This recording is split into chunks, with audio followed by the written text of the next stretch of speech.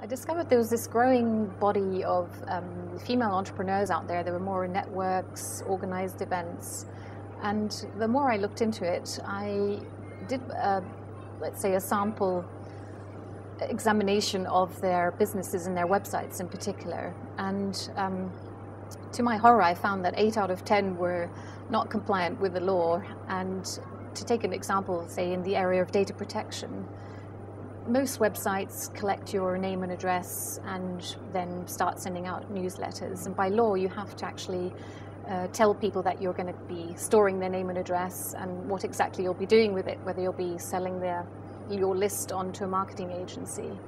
And if you don't, you could face a fine of up to £500,000 and possibly a criminal record. So, but many people don't actually know this, and so I decided, right, that's just one small area. There are plenty others when you're selling goods online. So I have made it my mission to create this virtual law firm which is female friendly, it speaks entrepreneurs' language, and it's affordable as well.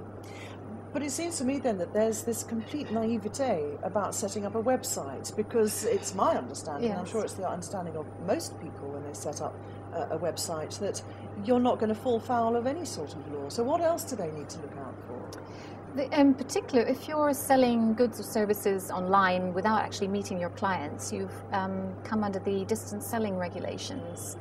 And a particular hallmark of those is that clients have the right to cancel a contract within 7 days, whether you like it or not.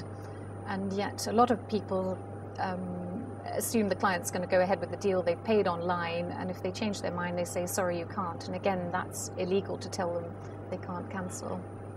Do women then rely too much on the sisterhood, perhaps? Do they forget that they really do need to have the legal rules written down and adhered to? There is a danger in that, I think, because we network differently, we trust our instinct, we discuss handbags, say, we go on the same wavelength, and in the heat of that moment there is a danger to forget your boardroom hat and just launch into the deal, shake hands and think all will be well. And my key aim is to almost educate female entrepreneurs into wearing their boardroom hat, turn up to meetings with an agenda, put everything in writing, you know, try and think of what could possibly go wrong and be your own devil's advocate, and come to a lawyer as a preventative measure. And yet I find that quite surprising, because by reputation and experience women are very good at dotting the I's and crossing the T's. So I'm quite surprised that there would be these big gaps in the way women handle business. Has that surprised you also? It has surprised me, yes. And to take an example, one client came to me, she said, I'm sure I won't need you, but just in case, could you just look over this contract which I'm about to sign? It was providing coaching business or coaching to other businesses. And the contract, in fact, she was being asked to sign was totally one-sided and would ultimately have given her very little money and stripped her of anything she created. It would have gone to the other side. And ultimately, she decided to not go ahead with the contract, and it was a very valuable lesson for her. Do you find then that women are more or less litigious in business?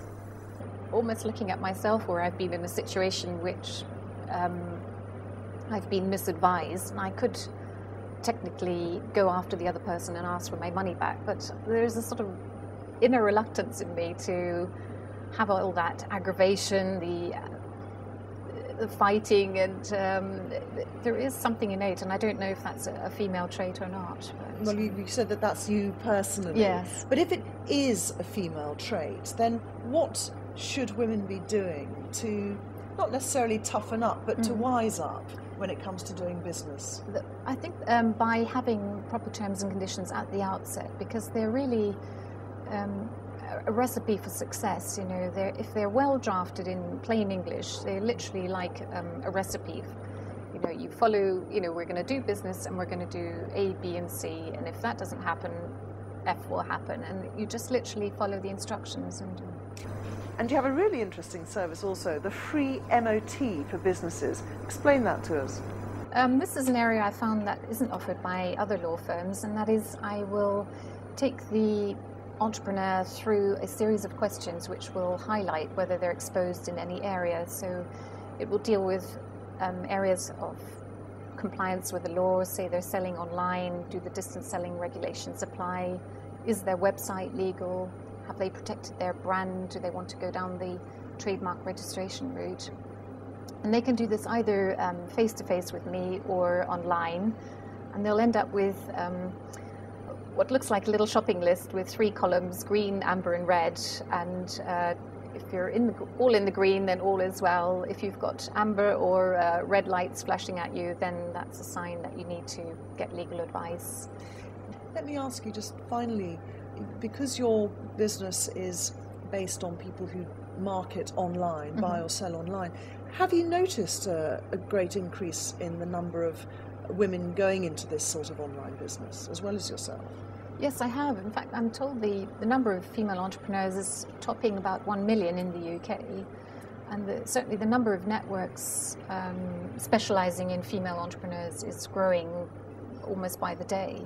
So yes, there is a great growth. And I think especially with the current economic climate, people are trying to make money in more ways than one and using all possible avenues. Thank you very much indeed. Thank you very much.